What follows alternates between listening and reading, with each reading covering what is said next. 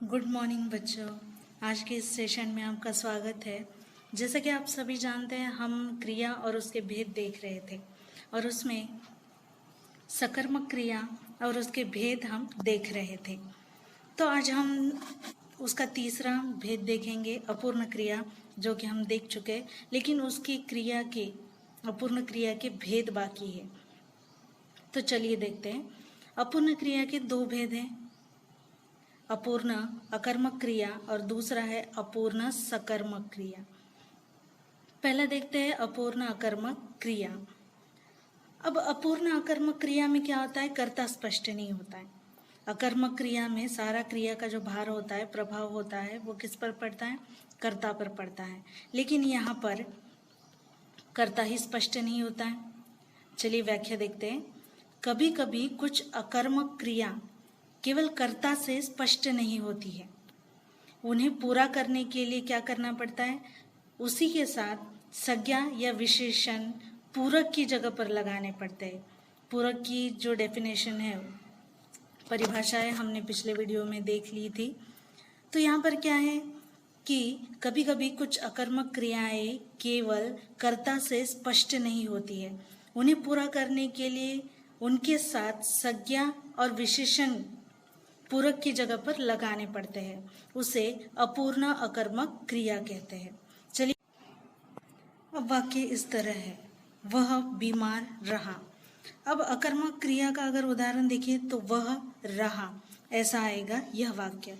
लेकिन इसमें बीमार जो शब्द है, यहाँ पर संज्ञा या कोई भी विशेषण आप पूरक की जगह पर लगा सकते हैं और फिर वह अपूर्ण अकर्मक क्रिया का उदाहरण बन जाएगा। अब यहाँ पर देखते हैं अपूर्ण सकर्मक क्रिया। अब जैसे हमने देखा, अकर्मक क्रिया में, अपूर्ण अकर्मक क्रिया में कर्ता स्पष्ट नहीं होता है, तो अपूर्ण सकर्मक क्रिया में कर्म स्पष्ट नहीं होता है। अब देखिए, कभी कभी कुछ सकर्मक क्रियाओं का अर्थ कर्ता और कर्म के होते हुए भी स्पष्ट नहीं होता है। इसमें भी संज्ञा और विशेषण जैसे पूरक लगाने पड़ते हैं और तभी उसे अपूर्ण सकर्मक क्रिया कहते हैं। अब उदाहरण देखिए, आपने उसे महान बनाया है। इसमें पूरक यह महान, इसका प्रयोग किया है। अब आपने उसे बनाया है, इससे कोई अर्थ निकलता है, ऑलरेडी ये क्रिया जो है वो अपूर्ण क्रिया है। लेकिन जब महान यह पूरक लगाते हैं तो वह अपूर्ण सकर्मक क्रिया का उदाहरण बन जाता है। अब देखते हैं संरचना या प्रयोग के आधार पर क्रिया के भेद। कुल मिलाकर 11 भेद दिए हैं। यहाँ पर एक एक करके हम देखने वाले हैं। पहला भेद है सामान्य क्रिया, दूसरा संयुक्त क्रिया, तीसरा नाम धातु क्रिया, चौथा प्रेरणार्थक क्रिया, पांचवा पूर्वकालिक क्रिया, छठा तात्कालिक क्रिया, सातवां कृदंत क्रिया, आठवां यौगिक क्रिया, नौवां सहायक क्रिया, 10वां सजातीय क्रिया और 11वां है विधि। चलिए अब देखते हैं सामान्य क्रिया। सामान्य क्रिया की परिभाषा, जिस क्रिया के रूप से कल विशेष का पता न हो और उसके पीछे न लगा हो तो उसे सामान्य क्रिया कहते हैं। यानी जब वाक्य में एक क्रिया का पता चले, यानी एक ही क्रिया का अगर बोध हो तो उसे सामान्य क्रिया कहते हैं। फिर रोना, धोना, खाना, पीना, हर क्रिया के पीछे, धातु के पीछे ना लगा हुआ है। फिर कूदो, पढ़ा, नहाना, चलना, ये सारे सामान्य क्रियाएं हैं। अब देखते हैं संयुक्त क्रिया क्या होती है। संयुक्त क्रिया किसे कहते हैं, जो क्रियाएं दो या दो से अधिक धातुओं से मिलकर बनी होती है। जो क्रियाएं दो या दो से अधिक धातुओं से मिलकर बनी होती है उसे संयुक्त क्रिया कहते हैं। यानी जो क्रियाएं दो या दो से अधिक क्रियाओं के योग से, यानी मेल से बनी होती है, उन्हें संयुक्त क्रियाएं कहते हैं।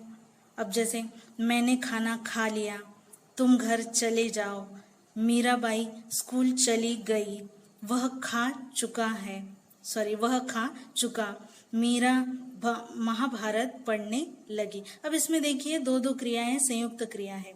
खा लिया, चले जाओ, चले यानी चलना, जाओ यानी जाना, चली गई, इस तरह की दो दो क्रियाओं से यह संयुक्त क्रिया बनती है। नाम धातु क्रिया, क्रिया को छोड़कर संज्ञा सर्वनाम तथा विशेषण से मिलकर बनी क्रिया जो संयुक्त क्रिया होती है उसी को नाम धातु कहते हैं। अब ये धातुओं के नाम से बनी होती है, इसीलिए नाम धातु कहलाती है।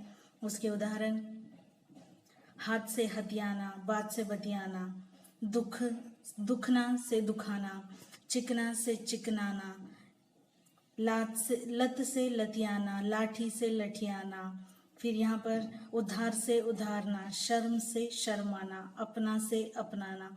यानी संज्ञा सर्वनाम विशेषण को जब आना यह क्रिया जोड़ी जाती है तो वह संयुक्त क्रिया बन जाती है और फिर वह नाम धातु क्रिया कहलाती है।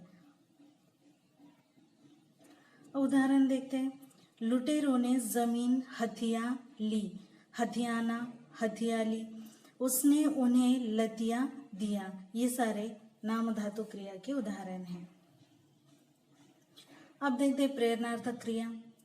जिन क्रियाओं के प्रयोग से यह पता चले कि कर्ता खुद कार्य न करके किसी और से कार्य करवा रहा है या किसी और को कार्य करने की प्रेरणा दे रहा है, उसे प्रेरणार्थक क्रिया कहते हैं। अब जैसे कटवाना, करवाना, बोलवाना, पढ़वाना, लिखवाना, खिलवाना, यहाँ पर कर्ता खुद कार्य नहीं कर रहा है तो वो किसी को प्रेरित कर रहा है या किसी से काम करवा रहा है। अब उदाहरण देखिए, मालिक नौकर से कार साफ करवाता है, यानी मालिक यहाँ खुद कार्य कर रहा है क्या? नहीं, वह नौकर से कार्य करवा रहा है। अध्यापक बच्चे से पाठ पढ़वाता है, मैंने राधा से पत्र लिखवाया, उसने हमें खाना खिलवाया। यानी यहाँ पर कर्ता खुद कार्य नहीं कर रहा है तो वो सामने वाले को प्रेरित कर रहा है या प्रेरणा दे रहा है। अब प्रेरणार्थक क्रिया के भी दो रूप हैं, प्रथम प्रेरणार्थक क्रिया और द्वितीय प्रेरणार्थक क्रिया। प्रथम प्रेरणार्थक क्रिया में कर्ता प्रेरक बनकर प्रेरणा देता है, उसे प्रथम प्रेरणार्थक क्रिया कहते हैं। ये सभी क्रियाएं सकर्मक होती है। अब उदाहरण देखिए, माँ परिवार के लिए भोजन बनाती है, जोकर सर्कस में खेल दिखाता है। यानी यहाँ पर कर्ता खुद प्रेरक बनकर प्रेरणा दे रहा है, यानी कर्ता खुद कार्य कर रहा है। अब द्वितीय प्रेरणार्थक क्रिया, इसमें द्वितीय प्रेरणार्थक क्रिया में कर्ता खुद दूसरे को काम करने की प्रेरणा देता है। यानी कर्ता खुद करता है क्या? नहीं, वह दूसरे को कार्य करने की प्रेरणा देता है, उसे द्वितीय प्रेरणार्थक क्रिया कहते हैं। उदाहरण, माँ पुत्री से भोजन बनवाती है, यानी माँ बेटी से भोजन बनवाती है। माँ खुद भोजन नहीं बना रही है, वह पुत्री को कह रही है भोजन बनवाने के लिए।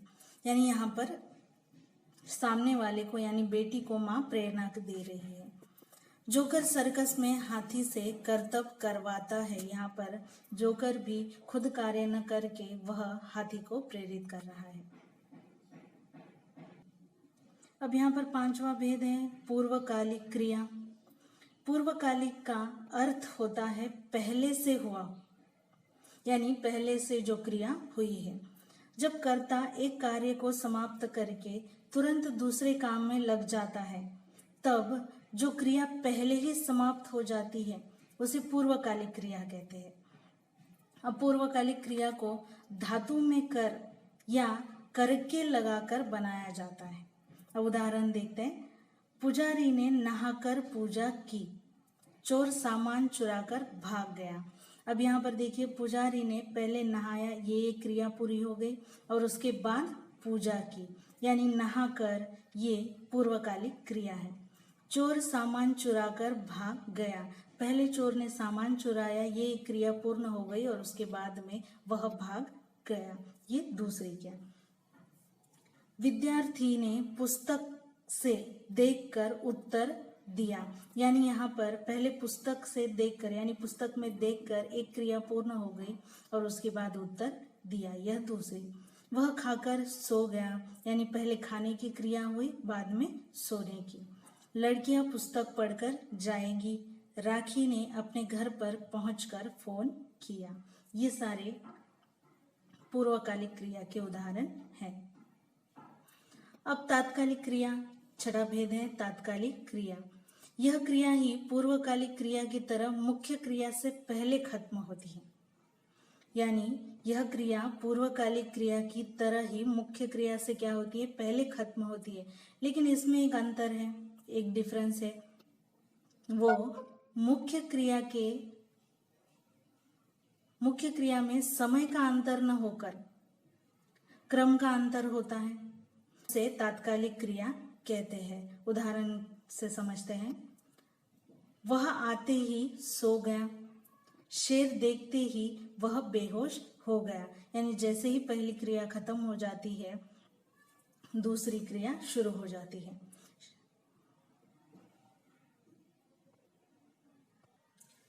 अब देखते हैं कृदंत क्रिया। कृत प्रत्ययों को जोड़कर जो क्रिया बनाई जाती है, कृत प्रत्ययों को जोड़कर जो क्रिया बनाई जाती है उसे कृदंत क्रिया कहते हैं। अर्थात जब किसी क्रिया में, चाहे कोई भी क्रिया हो, उसमें प्रत्यय जोड़कर उसका एक नया क्रिया रूप बनाया जाता है, उसे कृदंत प्रत्यय कहते हैं। अब उदाहरण देखिए, चलता, भागता, दौड़ता, हंसता।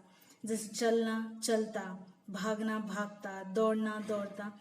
तो इस तरह ता प्रत्यय या कोई भी प्रत्यय लगाकर एक नया क्रिया रूप बनाया जाता है, उसे ही कृदंत प्रत्यय या कृदंत क्रिया कहते हैं। अब देखते हैं यौगिक क्रिया। जिन वाक्यों में दो क्रियाएं एक साथ आती है और दोनों मिलकर मुख्य क्रिया का ही काम करती है, उसे यौगिक क्रिया कहते हैं।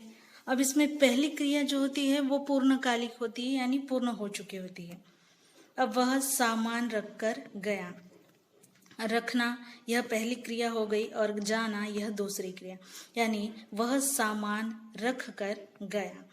परीक्षा सिर पर आ पहुंची है। आना और पहुंचे यानी पहुंचना। यहाँ पर भी दो दो क्रियाएं हैं और ये दोनों क्रियाएं मिलकर मुख्य क्रिया का ही काम कर रही है, इसीलिए इन्हें यौगिक क्रिया कहा जाता है। अब देखते हैं सहायक क्रिया, नौवां भेद। जो क्रिया मुख्य क्रिया की सहायता करती है उन्हें सहायक क्रिया कहते हैं। अब मुख्य क्रिया के अर्थ को स्पष्ट करने और अर्थ को पूरा करने के लिए सहायक क्रिया की जरूरत पड़ती ही है। कभी एक तो कभी एक से ज्यादा क्रिया सहायक क्रिया के रूप में आती है, लेकिन इनमें हेरफेर करने से क्रिया का जो काल परिवर्तित हो जाता है। उदाहरण देखते, वह आता है, तुम सोए हुए हो। ये सहायक क्रिया के उदाहरण हैं। अब और एक उदाहरण देखते हैं। वह सामान रख दो। अब यहाँ पर दो दो क्रिया है, रख यानी रखना और दो यानी देना, दो दो क्रियाएं हैं। मुख्य क्रिया है रखना और उसको सहायता करने वाली क्रिया है देना, तो यह सहायक क्रिया का उदाहरण है। अब देखते हैं सजातीय क्रिया। जब कुछ अकर्मक और सकर्मक क्रियाओं के साथ उनके धातु की बनी भाववाचक संज्ञा के प्रयोग को ही सजातीय क्रिया कहते हैं। उदाहरण देखेंगे तो आपको समझ में आ जाएगा। अच्छा खेल खेल रहे हो। ध्यान से सुनिए, जब कुछ अकर्मक और सकर्मक क्रियाओं के साथ ही उनके धातु की बनी भाववाचक संज्ञा, धातु हमने पहले ही पढ़ा है, जो मुख्य क्रिया होती है वह धातु होती है बिना किसी प्रत्यय के। अब यहाँ पर अच्छा खेल खेल रहे हो, वह अच्छी लिखाई लिख रहा है। अब पहले वाक्य में देखिए खेल, यह क्या है, धातु, और उससे बनी भाववाचक संज्ञा है खेल। उसी के बाद दूसरा वाक्य है वह अच्छी लिखाई लिख रहा है। लिख यहाँ पर धातु है और लिखाई यह उसी से बनी भाववाचक संज्ञा है। तो यह सजातीय क्रिया का उदाहरण है। विधि क्रिया आखिरी क्रिया है। जिस क्रिया से किसी प्रकार की आज्ञा का पता चले, जिस क्रिया से किसी प्रकार की आज्ञा का पता चले उसे विधि क्रिया कहते हैं। बहुत आसान है, जैसे घर जाओ, ठहर जाओ, रुक जाओ, ये सारे विधि क्रिया के उदाहरण हैं।